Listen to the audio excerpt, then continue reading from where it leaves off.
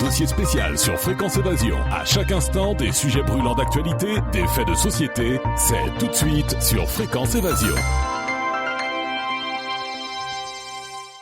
Vous écoutez Fréquence Évasion en compagnie de Monsieur Roland Duborde. Eh bien, nous allons parler de ce problème de la radioactivité. Et oui, la radioactivité, ça fait peur. De temps en temps, on y pense. Et nous avons jugé bon, à Fréquence Évasion, de venir ici, à la CRIRAD, dans les environs de Valence. Monsieur Roland Duborde, bonjour. Et merci de participer à cette émission, d'accepter de témoigner sur Fréquence Évasion. Bonjour. Alors, qu'est-ce qui se cache derrière ce sigle CRIRAD ? Quelles sont les activités de cette association ? Alors la CRIRAD, c'est la Commission de recherche et d'information indépendante sur la radioactivité. C'est une association loi de 1901 qui s'est créée en 1986, dont les objectifs fondamentaux sont rechercher et informer de manière indépendante sur la radioactivité, comme il est dit. Cette association ne se positionne pas sur les stratégies pour ou contre le nucléaire. C'est pas dans ses objectifs. Son objectif global, c'est améliorer la radioprotection de l'ensemble des citoyens et des travailleurs qui travaillent dans le nucléaire, mais de l'ensemble des citoyens par rapport à la radioactivité, qu'elle soit d'origine naturelle, artificielle, militaire, civile, médicale. Toute radioactivité présente des risques et donc pour nous, nous ne faisons pas de différence. Alors, est-ce que vous pourriez nous rappeler ce qu'est la radioactivité ? Alors, la radioactivité, c'est la manifestation d'atomes qui sont anormaux. Ces atomes sont anormaux non pas à cause de leurs électrons qui sont autour, qui sont en trop ou pas assez. Dans ce cas-là, on a de la chimie, c'est tout le domaine de la chimie. La radioactivité, c'est l'anormalité des atomes dans leur noyau, c'est-à-dire la répartition neutrons-protons qui n'est pas correcte et qui fait que l'atome est instable et à un moment donné va rechercher à trouver cette stabilité naturelle qui fait qu'il ne se passera plus rien après. Pour que cette radioactivité donc présente dans le noyau, cette instabilité puisse donc évoluer, il y a nécessité d'émettre des rayonnements. Alors ces rayonnements dits radioactifs, donc qu'on dira ionisants dans le vrai terme scientifique, ces rayonnements ionisants parce qu'ils sont capables de modifier la matière autour d'eux, eh bien s'ils sont de trois natures, alpha, bêta ou gamma, on ne va pas rentrer trop dans le détail, mais ces rayonnements sont de très très haute énergie et n'ont rien à voir avec les rayonnements solaires ou les rayonnements des ondes électromagnétiques. Ce sont des rayonnements de très très haute énergie et qui n'ont qu'une seule possibilité, dans la matière vivante en particulier, c'est de provoquer des modifications suffisamment fortes, suffisamment graves pour soit tuer des cellules, soit les endommager suffisamment pour provoquer des dégâts. C'est pour ça que ces rayonnements, qui ne sont pas perçus par nos sens habituels, présentent des risques. Et ces risques, aujourd'hui, sont relativement bien connus, pas tous encore, mais on commence à bien connaître les choses depuis les expériences d'Hiroshima et Nagasaki, où on a pu voir les conséquences. Et maintenant, on arrive à dire, à peu près, quelles sont les conséquences de ces rayonnements. Alors, quels sont les impacts que peut avoir la radioactivité sur l'homme, sur la nature ? Les impacts, il y a deux sortes. Il y a la nature d'un côté, qui est, elle, peu radiosensible, au sens que une dose de rayonnement ne va pas modifier profondément le comportement des plantes ou des animaux, parce que ce sont des êtres vivants, mais de constitution relativement simple, du point de vue biologique. Par contre, sur l'homme, la même dose de rayonnement va provoquer des dégâts beaucoup plus importants parce que l'homme est une matière vivante extrêmement complexe. Et plus le système est complexe, plus il est sensible donc aux dérangements, aux modifications, et ce qui fait que c'est effectivement l'homme qui est quelque part derrière tout ça et qui nous intéresse évidemment en premier. Or, l'homme vit au milieu de la nature. Donc si la nature est contaminée, forcément l'homme va être contaminé. C'est ça le drame que vivent par exemple les gens qui vivent dans les zones contaminées de Tchernobyl. Alors est-ce qu'on pourrait revenir quelques instants justement sur le drame de Tchernobyl ? Tchernobyl, c'est un accident dans une centrale en très bon état. Il faut savoir c'est qu'elle était neuve. Ce n'est pas un accident technique lié à l'URSS, comme on veut le dire, un accident soviétique, comme on dirait aujourd'hui. Non. C'est clair, c'est une erreur humaine. Or, tous les réacteurs nucléaires du monde sont conduits, sont pilotés, sont managés par des hommes. Donc, c'est une erreur humaine, elle peut se produire dans n'importe quel réacteur. C'est un accident très grave, c'est une catastrophe même, sur le plan sanitaire, sur le plan écologique de toute une région. Et c'est un accident à l'échelle d'un continent. puisqu'il a survolé le nuage, entre guillemets, radioactif, c'est-à-dire les particules radioactives, ont survolé pratiquement toute l'Europe. Et ont déposé la radioactivité à plusieurs milliers de kilomètres du réacteur. Ce qui en fait vraiment une catastrophe qui n'a rien à voir avec le chimique. Par exemple, même les catastrophes les plus graves du chimique, comme Toulouse, ça a un impact sur quelques kilomètres. Mais pas sur des milliers de kilomètres. Là, c'est clair, même si c'est un drame, Toulouse, c'est clair. Mais on est devant une dimension géographique qui a rien à voir. Et donc cet accident, il a lieu en 86, donc on n'a pas fini d'en tirer les conséquences. Alors depuis, on a fait quelques études sur la vallée du Rhône, sur le sud-est de la France, et on s'est aperçu qu'il y avait quelque chose qui n'était pas très catholique depuis justement cet accident de Tchernobyl. Alors il y a deux choses. Quelque chose qui est tout à fait démontré scientifiquement, c'est tout le boulot que nous avons fait, nous, la CRIRAD, sur le plan scientifique, c'est-à-dire retrouver les retombées de Tchernobyl. Là où le nuage en a laissé beaucoup, où là il en a laissé moins, c'est clair que c'est tout l'est et le sud-est de la France qui ont été les plus touchés. Et avec des niveaux localement qui peuvent être très importants. C'est là où la radioactivité s'est reconcentrée par des phénomènes de pluviométrie, par des phénomènes d'altitude, par des phénomènes de terrain, etc. Donc là, localement, il peut y avoir encore il y a encore dans l'Est et le Sud-Est des zones très contaminées qui mériteraient encore au minimum une information des populations et parfois quelques contre-mesures. Mais ça, c'est l'environnement. Alors évidemment, on peut se poser la question, et c'est ce que tout le monde pose comme question, c'est oui, mais les conséquences sur la santé, est-ce que c'est grave ?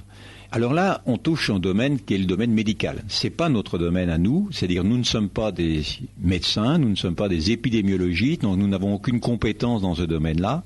Par contre, ce que nous pouvons dire, c'est qu'à partir des retombées de Tchernobyl et des choses que l'on connaît, qui sont vérifiées sur le plan international, eh bien, il doit y avoir un impact sanitaire en France de Tchernobyl. C'est-à-dire que il y a en particulier les cancers de la thyroïde et un certain nombre de victimes de cancers de la thyroïde qui peuvent se revendiquer être contaminé par Tchernobyl, ça c'est une certitude, et avoir un cancer à cause de Tchernobyl.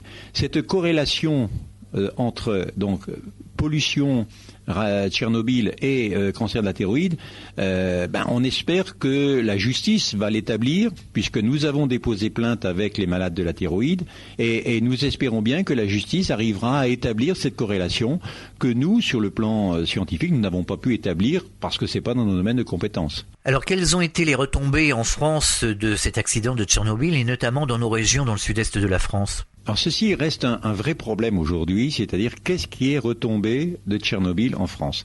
C'est assez fou quand on imagine ça, alors qu'on utilise des appareils de mesure, tout le monde a les mêmes appareils.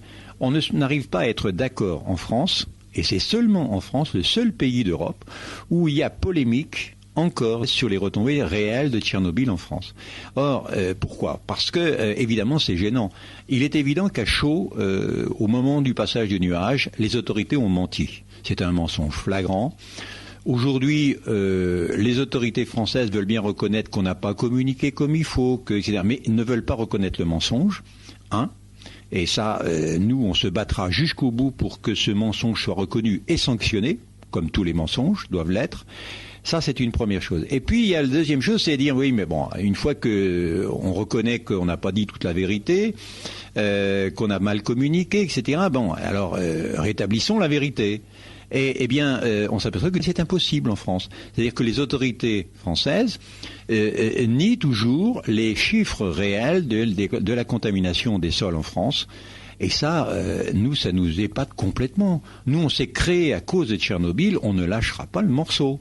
On ne se laissera jamais faire là-dessus. On préférera s'expatrier, on préférera partir en résistance à l'étranger si on veut. On ne veut pas nous laisser continuer à fonctionner en France, mais on ne laissera jamais tourner cette page d'histoire sans qu'on l'ait écrite complètement. Parce que ça, c'est du révisionnisme et c'est très grave.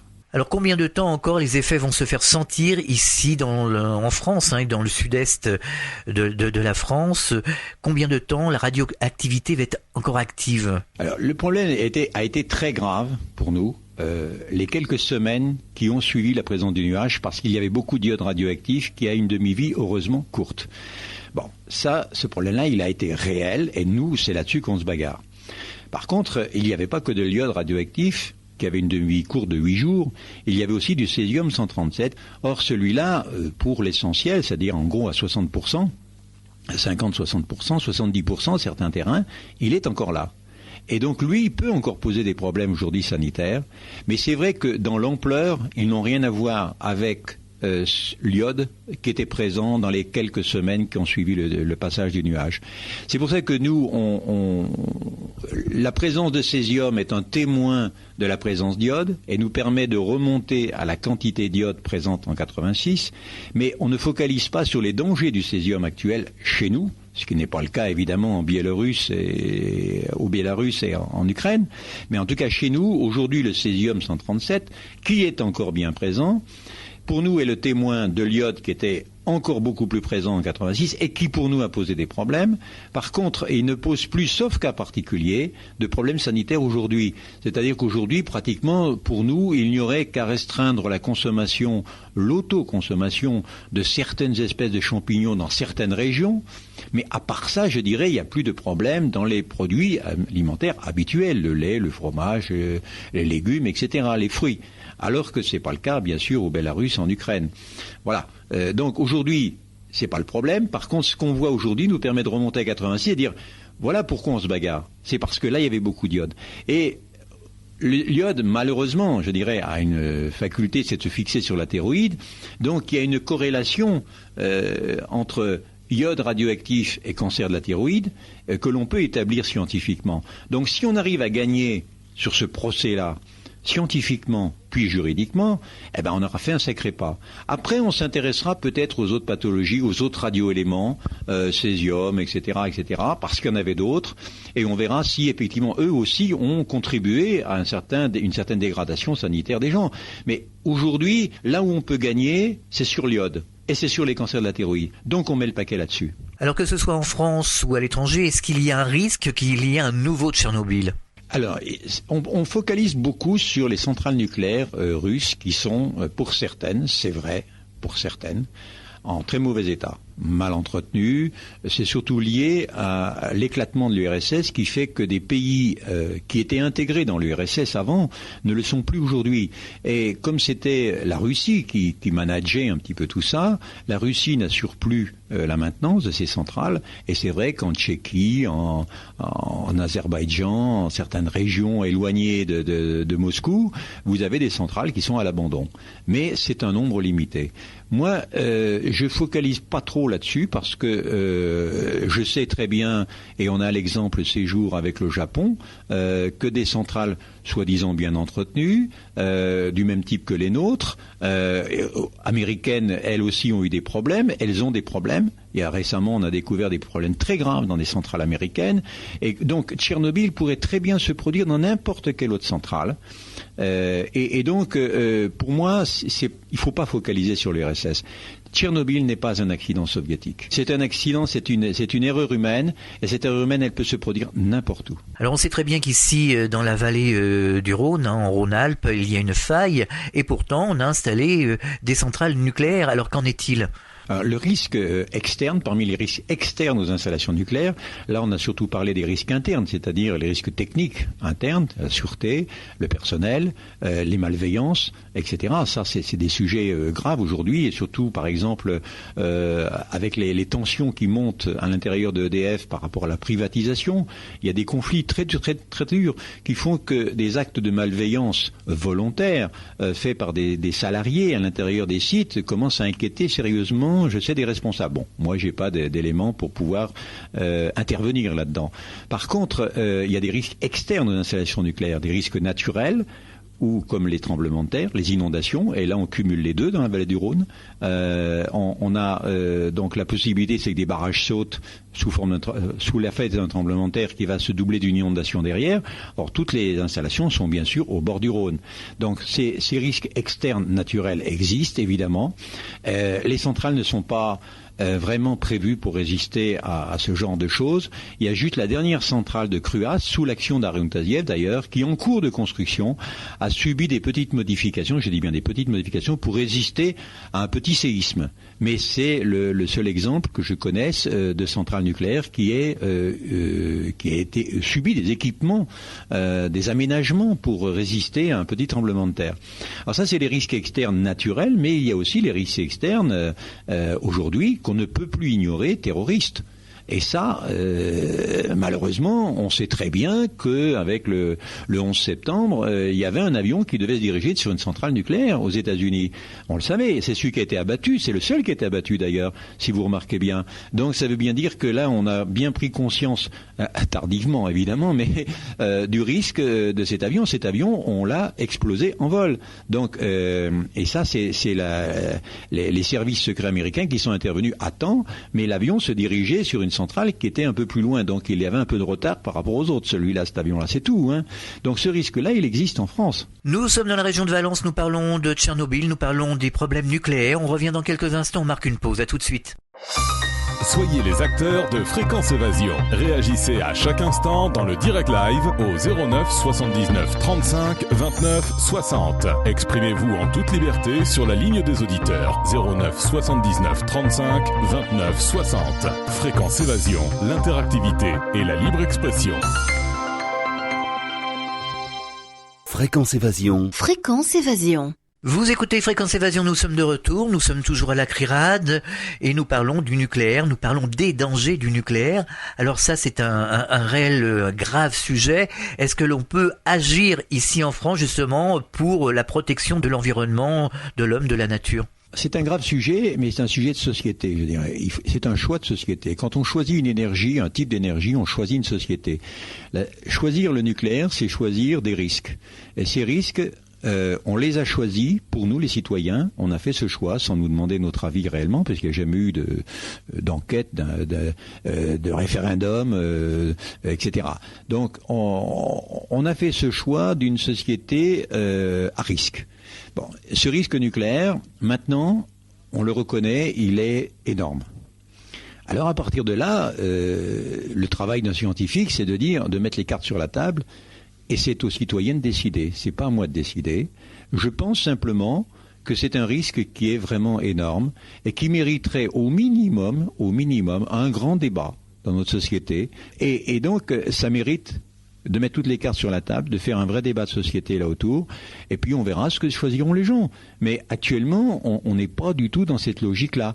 On nous impose, on nous a imposé et on continue à nous imposer des choix qui sont des choix très importants. Lors de l'accident de la centrale nucléaire de Tchernobyl, il y a eu quand même un bilan de 31 morts. C'est vrai que si on s'en réfère au bilan officiel de Tchernobyl, de la catastrophe nucléaire de référence, c'est un bilan de 31 morts et ça rendrait, si c'était le vrai bilan, le nucléaire totalement acceptable du point de vue des risques. Je dirais pour la santé, etc. Il y a plein d'autres industries qui provoquent plus de morts.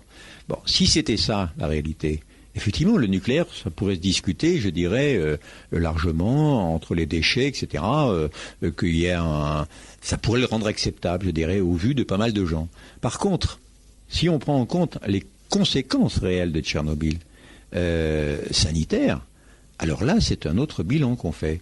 Certains organismes, comme l'organisation humanitaire OCHA, là, des Nations Unies, de l'ONU, dit carrément c'est plusieurs millions de morts.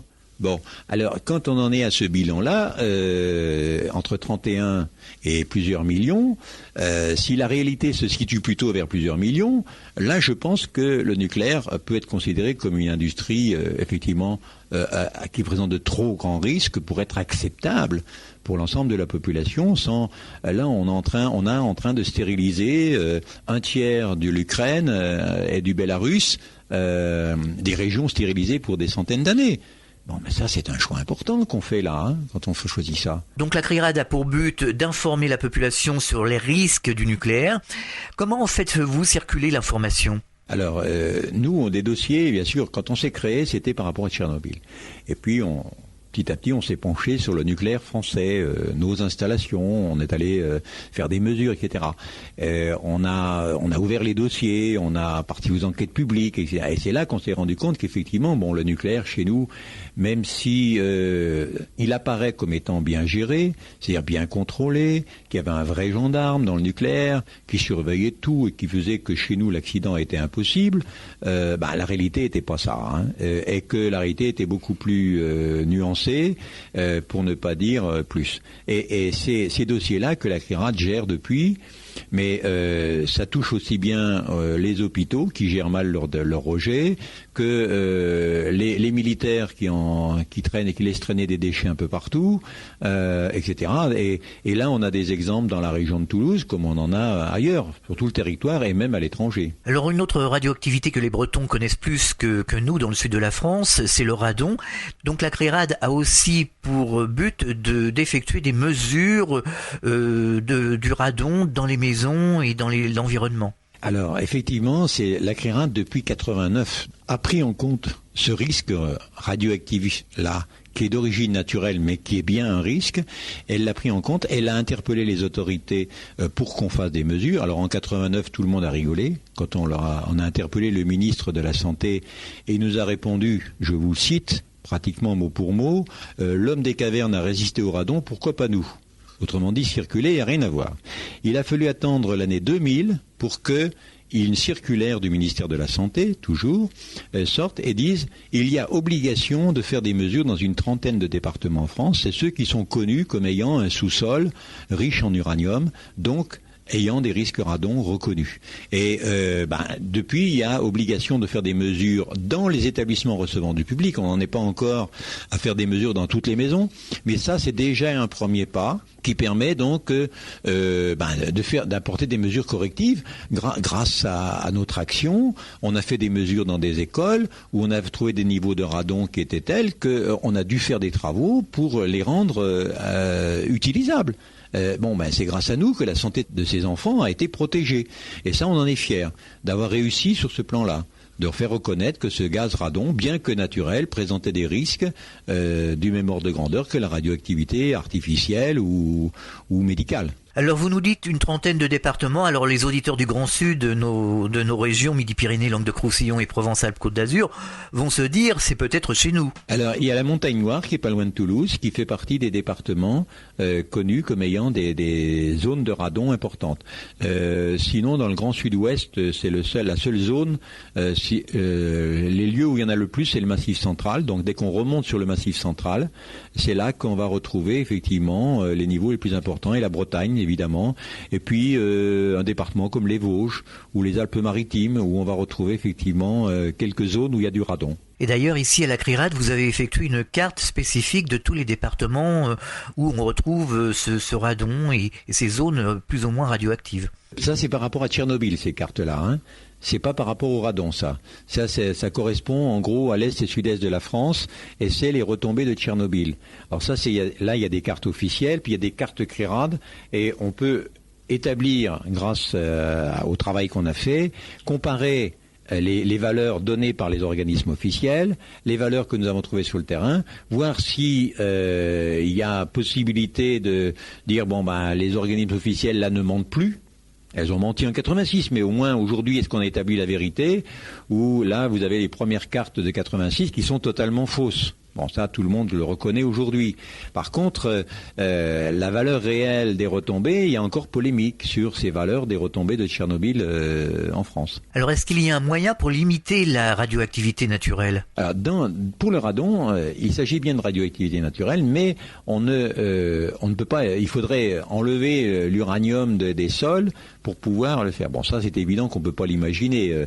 Et là où il pose problème, le radon, c'est dans les maisons. C'est-à-dire que dans les maisons, suivant les techniques des maisons, suivant les matériaux de construction qu'on a utilisés, ce radon peut se retrouver concentré à des niveaux très importants dans la maison. Or, là, on peut agir, oui, on peut évacuer ce radon, l'empêcher de rentrer ou le faire sortir quand il est rentré. Et ça, c'est des techniques qui sont relativement simples, de ventilation ou des choses comme ça. Et ça, c'est tout à fait faisable. Nous l'avons fait, nous avons des maisons qui étaient des vrais pièges à radon. Avec les propriétaires, on a fait des travaux pour les rendre totalement habitables et ridicules au niveau du risque radon. Alors on parle souvent de l'amiante, du saturnisme. Comment savoir si dans une maison il y a du radon ? Pour faire des mesures, évidemment, nos sens habituels ne permettent pas de détecter le radon. Donc, le seul moyen de savoir, c'est de mettre des détecteurs spécifiques de radon, comme nous les plaçons, nous, à la CIRAD. Nous sommes spécialisés et agréés pour faire ce genre de mesures. Il y a très peu d'entreprises en France qui sont agréées pour ça. Nous, la CIRAD, on est la seule entreprise, entre guillemets, associative, c'est-à-dire qu'on donne un conseil en plus aux gens pour les aider une fois qu'ils ont fait leur diagnostic. Et donc il faut mettre des capteurs de radon dans la maison. Ensuite, on analyse, nous, à la CIRAD, les capteurs et on peut dire quel est le niveau de radon qu'il y a dans la maison et quantifier le risque, si le risque est ridicule ou s'il est inacceptable. Alors comment en est-on arrivé justement à des extrêmes comme par exemple les retombées que l'on peut trouver dans les hôpitaux, puisqu'on est censé se faire soigner à l'hôpital, et par contre on a des retombées nucléaires qui sont très mauvais pour la santé. Alors, le problème de l'utilisation du nucléaire dans le médical, que l'on utilise des radioéléments d'origine artificielle pour faire soit du diagnostic, soit de la thérapie. C'est ce qu'on appelle la médecine nucléaire. Je n'ai aucune compétence médicale pour dire le bienfait ou les méfaits sur le plan, je dirais proprement dit, de traitement des maladies. Je ne suis pas médecin. Par contre, moi, ce que je sais, c'est que ça pose de vrais problèmes d'environnement. C'est-à-dire que les services médecine nucléaire, les gens qui sont traités, sortent cette radioactivité de l'hôpital. Quand elle est dans l'hôpital, c'est un problème du personnel, ça c'est pas mon problème, c'est le problème du personnel. Par contre, quand elle sort de l'hôpital, ça c'est mon problème, c'est l'environnement.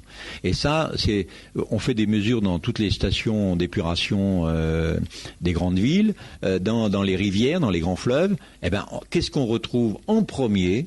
Les radioéléments rejetés par les hôpitaux de la région. Bon, même là où il y a des centrales nucléaires, souvent on ne trouve pas grand-chose ou presque rien ou pas du tout de rejet des radioéléments rejetés par la centrale. Par contre, on retrouve bien la radioactivité rejetée par les hôpitaux. Et ça, c'est pas normal. C'est pas normal que les services médecine nucléaire, les hôpitaux, ne soient pas soumis à la même rigueur, au même contrôle, aux mêmes normes que les gens qui travaillent dans les centrales nucléaires. Et nous, c'est vrai que le dossier, on l'a découvert en 88, 89, juste après le démarrage de la centrale de Golfech. Pourquoi ? Parce que il y a des associations du secteur qui nous ont dit il faudrait analyser les algues de la Garonne en aval de Golfech. On trouve de l'ion radioactif. Alors immédiatement, tout le monde pense Golfech. Et on a dit, attendez, il faut les voir en amont de la centrale. Donc c'est ce qu'on a fait. Et en amont de la centrale, il y en avait encore plus. Et on est remonté comme ça jusque aux égouts de Toulouse. Et jusque dans les services médecine nucléaire, jusque dans les laboratoires de recherche, etc. Et là, on a constaté qu'ils étaient complètement hors normes, tous ces gens-là. Et ça, on a tapé le poing sur la table. Il y a eu quelques progrès depuis, il faut bien reconnaître, mais il y a encore beaucoup à faire. Alors, quelles sont la nature de ces radioéléments qui sont rejetés ? Alors, ce sont des radioéléments qui, heureusement, sont à vie courte, puisque c'est ceux qu'on utilise en médecine nucléaire comme diagnostic pour disparaître assez rapidement. Ils servent à un moment donné, mais ils doivent disparaître rapidement. Donc, les radioéléments, c'est les iodes, alors l'iode 131 surtout, le technétium 99M, de l'indium 130, c'est quelques radioéléments qui ont des durées de vie assez courtes. D'autant plus, ce serait facile de les gérer, c'est-à-dire il suffit de les stocker dans l'hôpital, attendre que la radioactivité disparaisse avant les rejeter. Alors, c'est bien ce qui est fait, mais pas assez. C'est-à-dire qu'on les stocke, mais pas assez longtemps. Alors on vide les cuves avant que la radioactivité ait disparu. C'est pour ça qu'on les retrouve dans les rivières, dans les stations d'épuration, etc. Les autorités publiques, le gouvernement ne fait rien, justement, sachant qu'il y a des radioéléments comme ça qui sortent des hôpitaux ? Alors, ce qui est assez gênant, je dirais, pour nous, dans ce domaine-là, c'est qu'on nous rétorque toujours en disant « mais c'est pour guérir les gens qu'on fait ça ». Alors, nous, on rétorque, c'est pas une raison pour empoisonner l'environnement. C'est pas parce que vous guérissiez des gens, ce qui est fort probable, que vous pouvez vous permettre de polluer l'environnement. Parce que on guérit d'un côté et on détruit de l'autre. C'est pas comme ça qu'on doit fonctionner. Donc, pour nous, c'est pas un argument. Bon, que vous fassiez de votre boulot, comme dans une centrale on fabrique des kilowattheures, ça je le sais. Bon, mais c'est pas une raison pour polluer l'environnement. Donc, on a eu beaucoup de mal à faire admettre que c'était pas normal.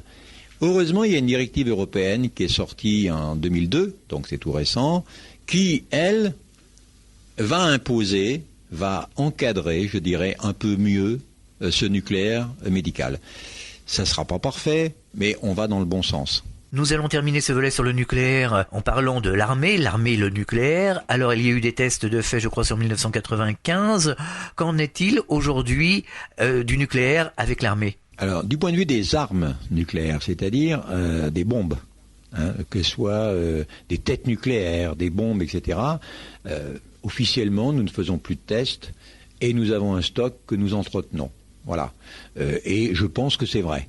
Par contre, on a développé, et en particulier les Américains ont développé avec la première guerre du Golfe, puis la guerre du Kosovo, puis la deuxième guerre du Golfe, ont développé des armes qui utilisent de l'uranium, non pas comme explosif, pas pour faire des bombes atomiques, mais pour faire des pénétrateurs, parce que l'uranium est un métal très lourd.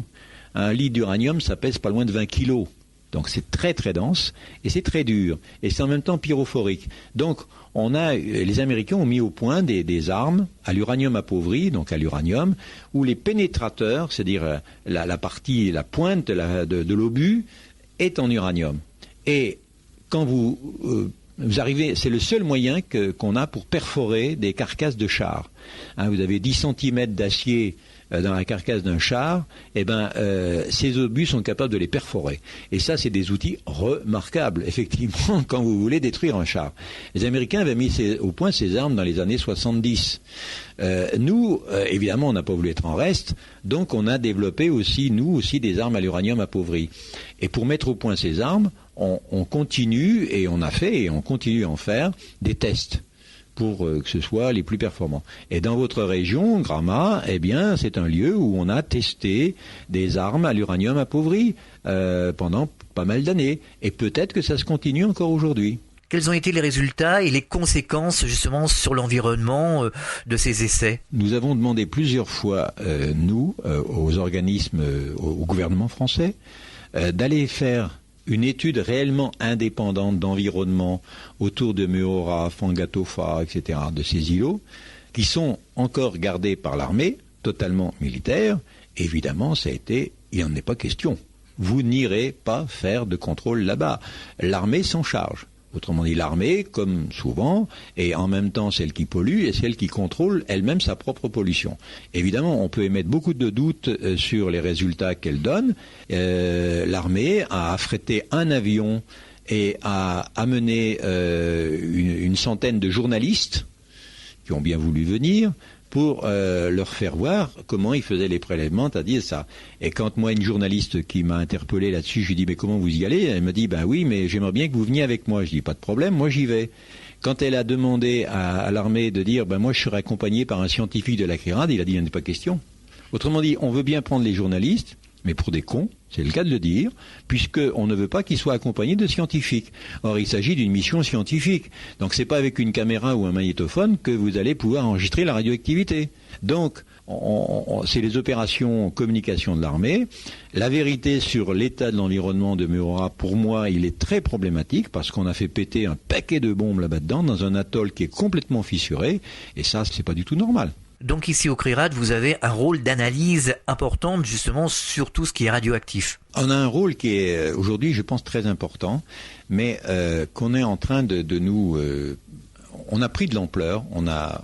Les experts indépendants, comme nous on s'est affichés dès 86, aujourd'hui sont reconnus, enfin, on en parle beaucoup, mais des vrais experts indépendants, réellement indépendants, vraiment experts, ça court pas les rues. Alors, il y a une demande forte des citoyens, ça c'est très évident, pour que nous intervenions, mais nous n'en avons pas les moyens d'intervenir partout. On nous sollicite de partout, et à l'étranger, parce qu'on a la CRIRAD, elle est le seul labo associatif réellement indépendant au monde. Donc, on est intervenu au Japon, au Brésil, au Niger, etc., parce que là-bas, il n'y a pas l'équivalent de la CIRAD. Donc ça, c'est quelque chose de remarquable et dont on est extrêmement fier. Mais de notre côté, on est aussi extrêmement fragile parce que, évidemment, on dérange. Et donc, on cherche tous les moyens pour nous mettre au pas, pour nous empêcher de rester réellement indépendants comme Labo, par exemple. Il a été créé en France un réseau national de mesure par les autorités. Bon, pas de problème jusque-là, mais si vous voulez avoir l'agrément pour votre laboratoire, c'est-à-dire avoir l'autorisation de fonctionner, un agrément c'est fondamental. Nous, on est agréés, on a fait tous les tests pour être les meilleurs et en tout cas bons pour mesurer la radioactivité. Si on vous oblige de rentrer dans ce réseau-là, ça veut dire que vous êtes pieds et poings liés. Évidemment, nous ne voulons pas rentrer dans le réseau. On veut rester indépendant. Oui, mais si on reste indépendant, on n'est plus agréé, on ne peut plus fonctionner. Voilà par quel biais on est en train d'étouffer la CIRAD. Et ça, pour nous, c'est très très grave. Nous, on va se bagarrer là-dessus parce que ça, c'est un vrai scandale. C'est-à-dire qu'on est soi-disant en démocratie, soi-disant chacun joue son rôle, le pouvoir, le contre-pouvoir, etc., etc. Mais en réalité, par des biais détournés, eh bien, on écrase les gens. Et ça, nous ne l'acceptons pas. Donc c'est soit nous partons en résistance à l'étranger, je ne sais pas ce qu'on fera, mais en tout cas, nous, on ne se laissera pas apprivoiser, en sens, ça c'est le terme gentil, il y aura des termes plus méchants. Nous, on veut rester indépendants. Alors vous avez également un rôle pédagogique, vous organisez également des stages d'information. Absolument, oui. On intervient beaucoup dans le milieu scolaire et c'est surtout moi qui suis enseignant, qui aime bien ces interventions. On intervient depuis l'école primaire jusqu'à l'université et même dans les masters ingénieurs, écoles d'ingénieurs. Nous sommes demandés et ça, j'en suis très fier parce que ça fait partie de notre rôle,